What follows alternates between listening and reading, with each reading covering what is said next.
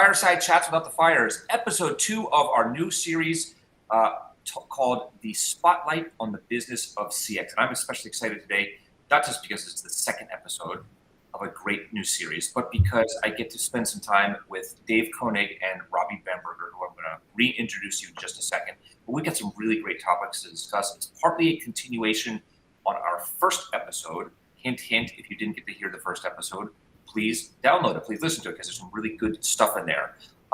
This is going to be partly, like I said, a continuation and an update on some of the things we talked about. And then as well, we're going to get into some new topics.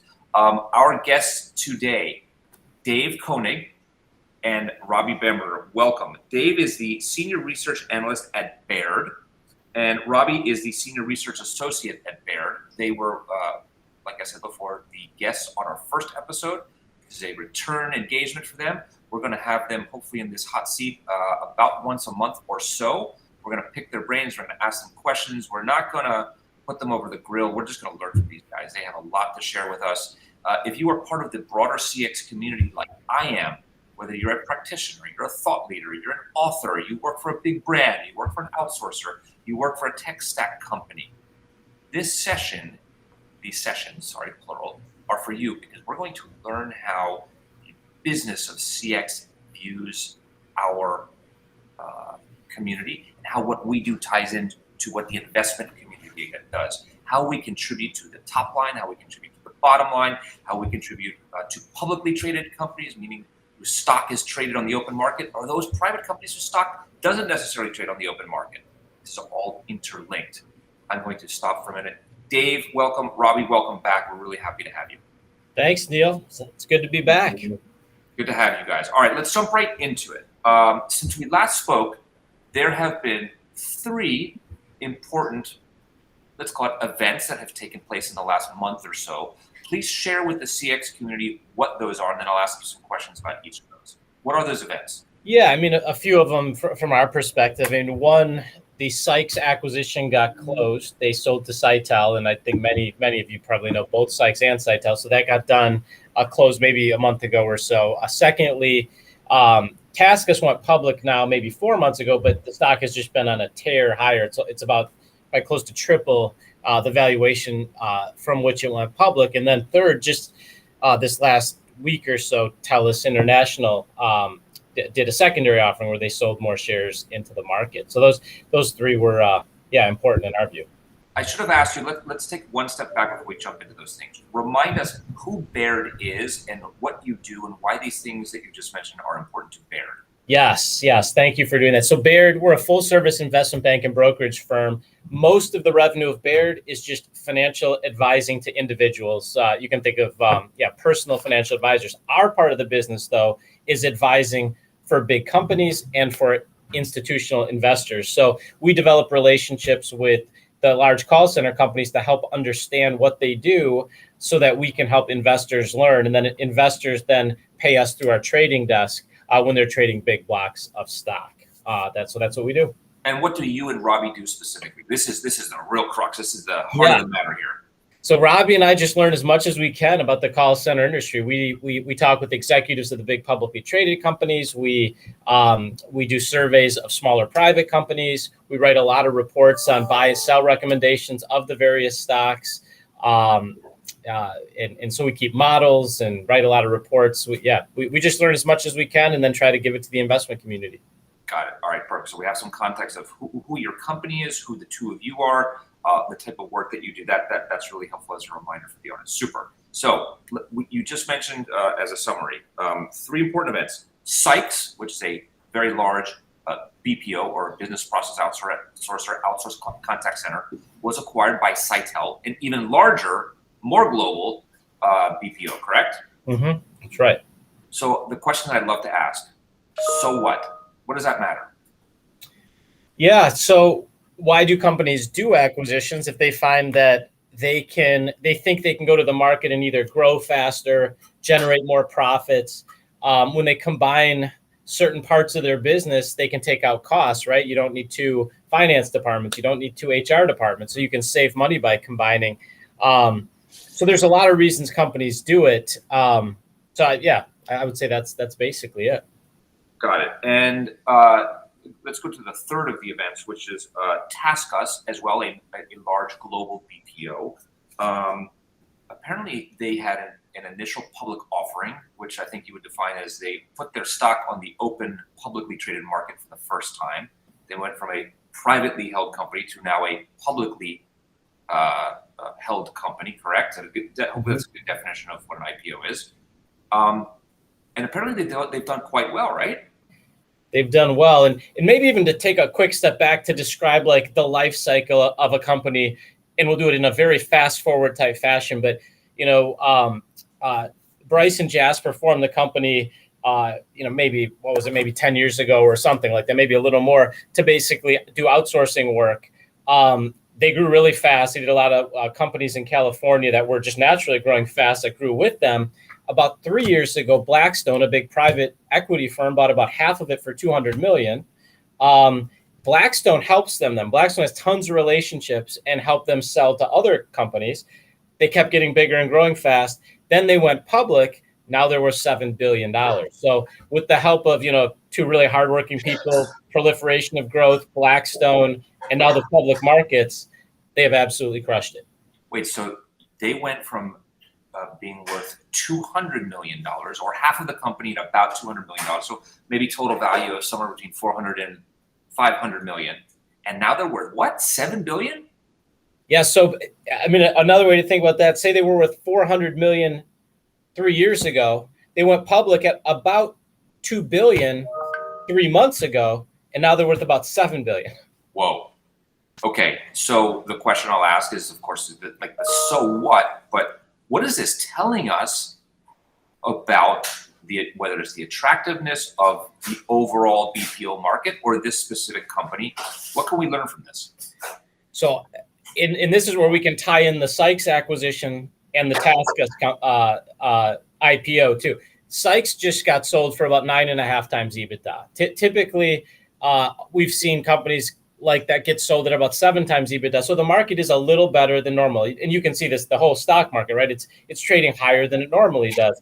So Sykes traded at 9.5 times EBITDA. TaskUs is worth something like 30, 40 times EBITDA. So there's a huge gap. And why is that? It's basically saying growth is so important to the market that people will pay enormous price tags when there's a lot of growth.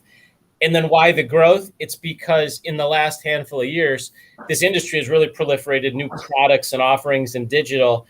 And so if a company can find new ways to serve companies and then generate a lot of growth, that can really add to value. Okay, so here's another question. This gets a little bit more, just a slightly bit more advanced if you're an investor. If you have some money to invest in the stock market, you could invest in something a little more traditional, the broader S&P, Standard & Poor's. You could invest in the Dow Jones. You could invest in a very kind of benchmark set of companies. Did I understand from a previous conversation what you guys have put out there that, for example, TaskUs is outperforming the general market? So yeah, TaskUs has massively outperformed from a stock perspective, but it's also outperformed from a growth perspective. So what we tend to do each year is we kind of look at how much of a company's outperformance is just purely generated on growing faster than the market, and how much is by the multiple kind of moving. And TaskUs has had both. It's had enormous growth, and people are just willing to pay more for the earnings of it at the same time. Can we make a sweeping generalization that the customer care market, that the BPO market is actually an attractive investment? Yeah, I would say in the last year or two, there's been a lot of evidences of multiples rising, not only in the overall market, but in the customer care BPO market a lot. The recovery, we also cover EXL, Genpact, WNS, the multiples there have risen. The multiples of these IPOs are much higher than a lot of the legacy companies. And even a lot of the legacy companies' multiples have gone up. So yes, it's been quite an attractive investment. All right, CX community audience, you heard it. What we do matters. And by the way, it matters a whole heck of a lot. We're doing a lot better than the general market. That's what kind of this takeaway is here. Great. All right. I'm going to put Robby on the spot here. because he's shared, I think, some data and had a great explanation for this one. This one's a little trickier. There's a third company, Telus. We talked about the 3 events. The third one is an event around a company called Telus, also a large global BPO. They have some news as well. Robby, would you mind sharing us an update what that event was? Yeah, so when a company goes public, they typically have a certain amount that they put aside for a float so that the general public can just trade. It's usually a smaller amount, and there's still a lot of exposure of private equity companies or initial investors that had been in the stock for a while, right? Even when they were a private company. So what happens is when a company decides, they go public, they still have a lot of their shares locked up sort of in the company. They want to do a secondary. So that's exactly what Telus International did. They did a secondary, issued more shares, but the company themselves did not issue it. It was the private equity companies that have the ownership within Telus that are selling shares right now. And that essentially creates more liquidity for the stock. More people are able to buy it. And the private equity companies, which have been in it for a while, can then get a little bit of an exit as well. So they do this, I think, probably under the assumption that how Dave just described it, this company is doing well, it's growing, it's performing well, there's belief in the stability of their core business, customer care, supporting brands, customer experience. Is that why they do this? They really believe in what they're doing, and so they're saying, you know what, I'm betting on myself a second time. Here you go, market, eat me up. Yeah, I'd say it's a combination of that because the stock itself has gone up a lot since IPO. Not as well as Taskus, but it's gone up a bit. Then it creates an opportunity for them to sell shares because they can use their equity as capital to then do other things with that. But in this scenario, it's the private equity companies themselves that really like the fact that the stock has gone up. They see it as an opportunity for them to capitalize on that increase in price and then can essentially sell a little bit of shares from there and then sell it to the public market, who will then diversify the ownership base, which actually helps the stock over time. This is really good stuff. So we've highlighted events around Sykes and Sitel, Taskus, and Telus, Telus, all the big guys, the big players, which is really interesting. Market is hot, customer experience is hot, BPO customer care, outsourced customer care is really hot. This is wonderful. I want to segue into a report that Baird and Company recently updated about 1 month, maybe a month and a week ago, at the end of August, just 1 month ago, August of 2021. And it is a report around general customer care. It does tie into BPO. I would recommend, and we're going to add a link to this when we post this recording. There's some amazing learnings in this report.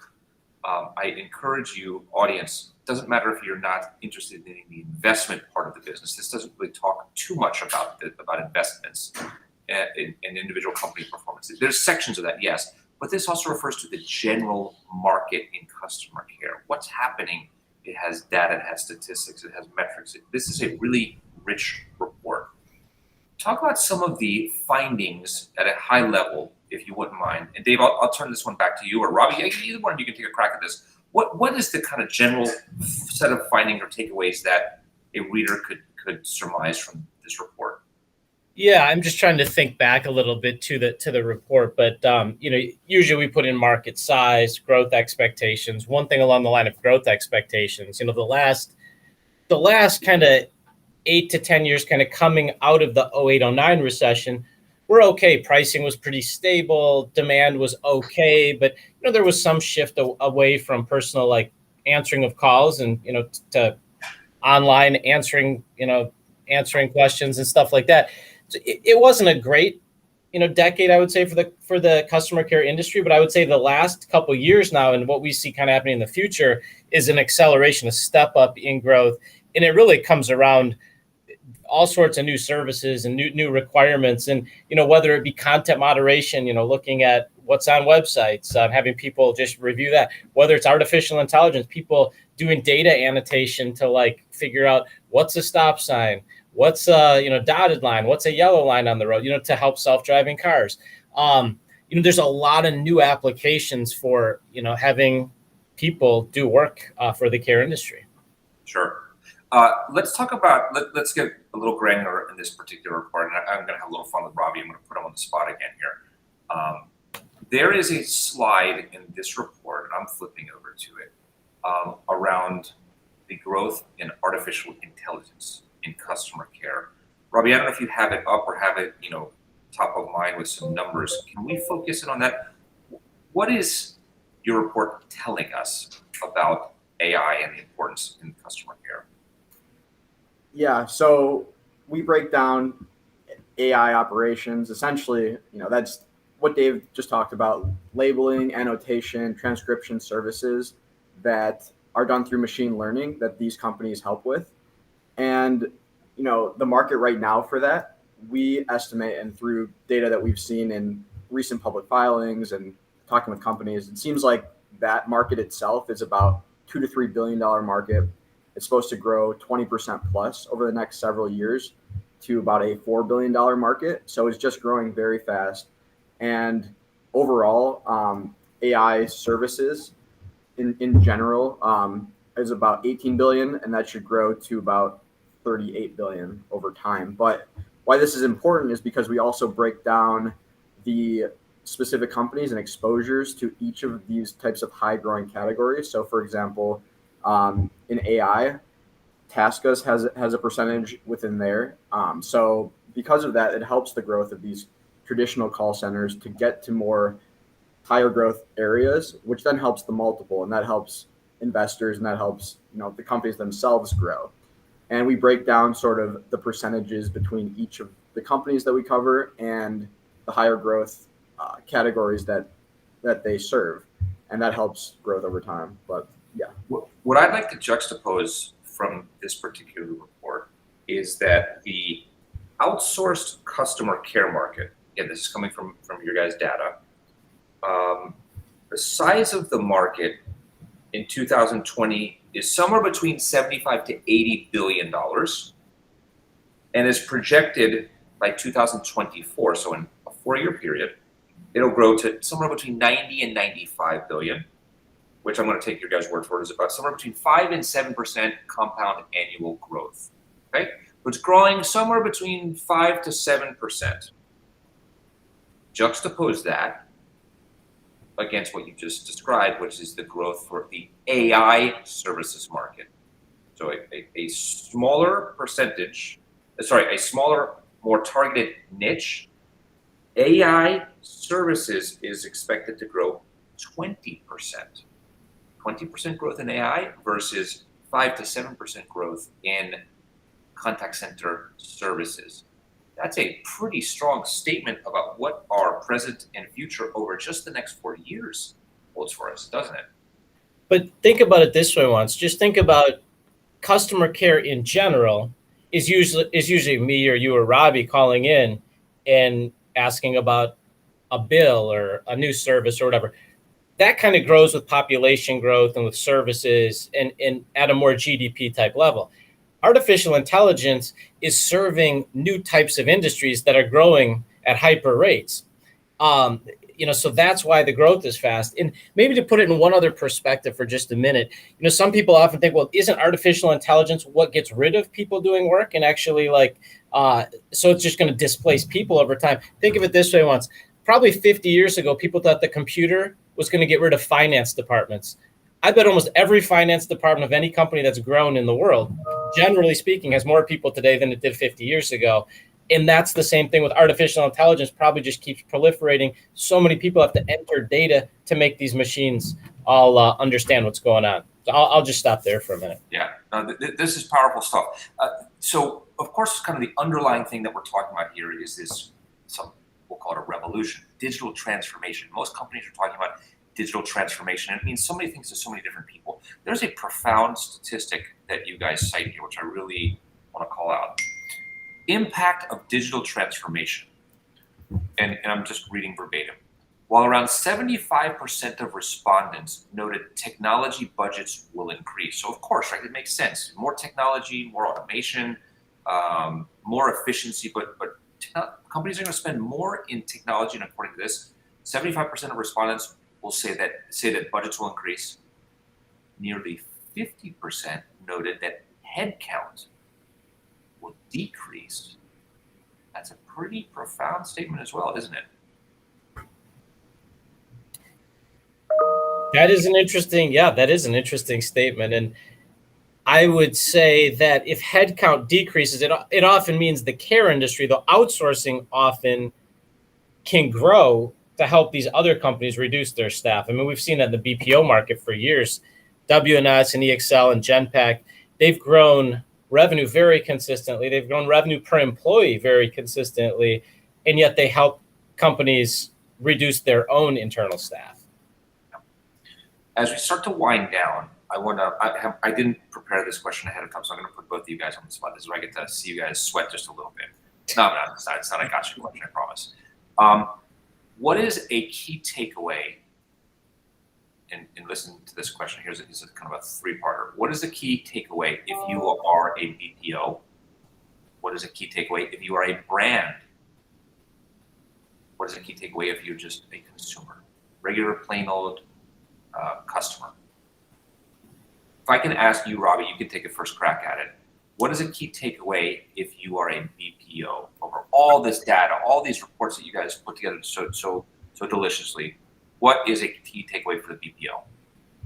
Yeah, so I'd say for the BPO, it's making sure if they're trying to grow their company, they're growing fast. Essentially, the way that we as investors look at BPO companies, whether it's private or public companies, it's, is the company, are they growing fast? And also are margins going up? So the ways that companies can do that are finding higher growth clients. So looking at companies like fintechs or delivery companies, that the clients themselves, if they're growing fast, that will help.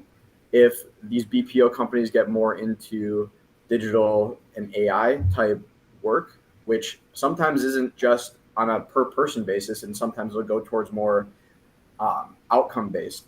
So in that situation, then those companies can get paid more, and it's more based on the value added than necessarily the amount of time that a call center rep is on the phone. So those types of things can help revenue, and those are also higher margin for these BPO companies, which over time will help. If we're looking at it as an investor, will help the multiple, as we've seen time and time again with TaskUs and Telus and companies like that. All right, Dave, I was going to jump to you, but hold on. Robby does some really cool stuff here. And by the way, I live this as in my non-podcast life, I own and operate a BPO. And you're absolutely right. The model changes. So in the live agent or human butts in seats, as we say, we have an hourly cost. We have to pay those people, whether they get calls, they don't get calls, they answer chats, they don't answer chats. We have a cost. We typically charge on an hourly basis. That's where our revenue stream is based on. And you are absolutely spot on that when you move into the AI, the chatbot, the voice bot, you don't have to charge per hour anymore. You typically charge per outcome, per phone call handled by the voice bot, per chat resolved by the chat bot, et cetera. It's a vastly different model, vastly different cost structure, and the revenue and profitability opportunities are there's significant upside to those if you set them up correctly. Right. And that's just something that we've heard sort of from the companies that we've spoken with. And they say that even if people are working on the chat themselves, they can get a higher turn rate, and they're not constantly inundated by angry customers that on the phone as well. So it's better to be behind a computer than it is to get those phone calls. So it makes the employees happier. I think it helps margins, and overall it just helps the value add to their clients. You heard that, audience. These are pretty profound statements here. This is good stuff. All right. And by the way, Robby, you've been in my business? It's amazing. You guys know and understand this business. You haven't stepped foot in my contact center, but you literally just described much of the stuff that we're going through. Well, you answered the call center questions that we send you every week, every month. So that is true. That is true. All right, perfect. Dave, I interrupted you. Let's go back. I was going to pitch you a question. a key takeaway if you are a brand that is obviously that has consumers? You may be, as the brand, hiring a BPO to perform these types of services. What is a key takeaway for a brand here? Yeah, and first of all, maybe just taking one step back for a minute, the proof in the pudding of voice-based work relative to some of these new services, Sykes EBITDA margins, I think we're about 13% or so, give or take. TaskUs is about 24%, and they do very little voice work. It's mostly digital. So you can just see the difference in margins. If you're a brand, yeah, I would say, your consumers want more and more digital services, easy access to apps, et cetera.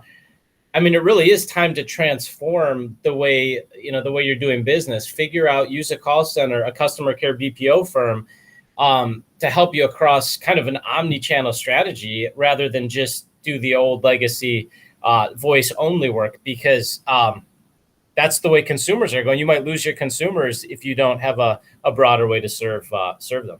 Yeah, and that certainly shows in the other data that's in this report, which we haven't even touched on yet. But again, audience, this report is definitely worth taking a look at. It touches every single element of the different touch points, communication channels, omni-channel, geographies, technology stack, et cetera. There's a lot in here.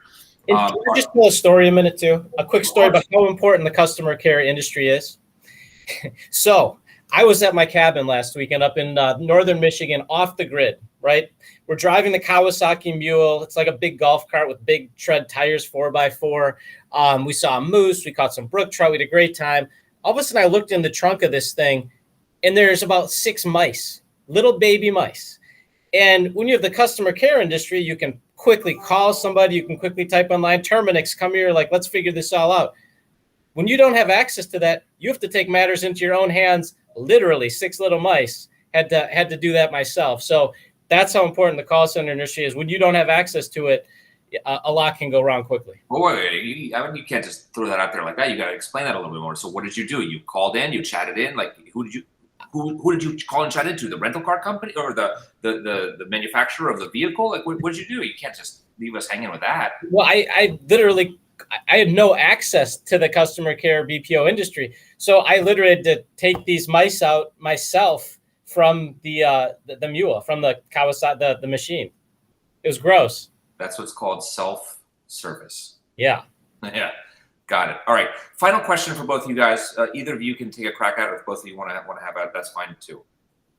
What do these statistics around AI, around growth in customer care, the tremendous performance of the BPOs that you highlighted, what does all of this mean? What is the key takeaway if you're an individual consumer?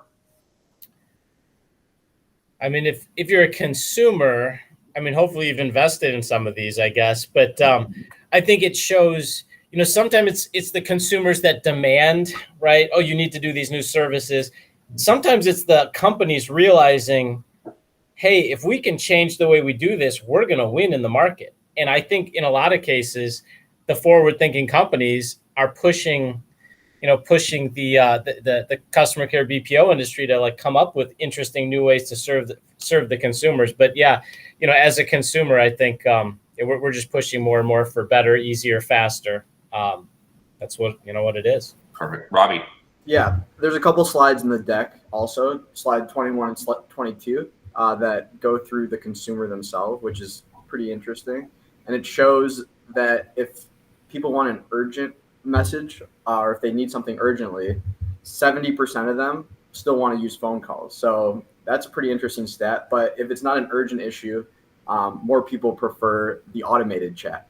And it flips that way. The other interesting thing is by demographic, you can see people under age of 25, 70% of those like automated no matter what.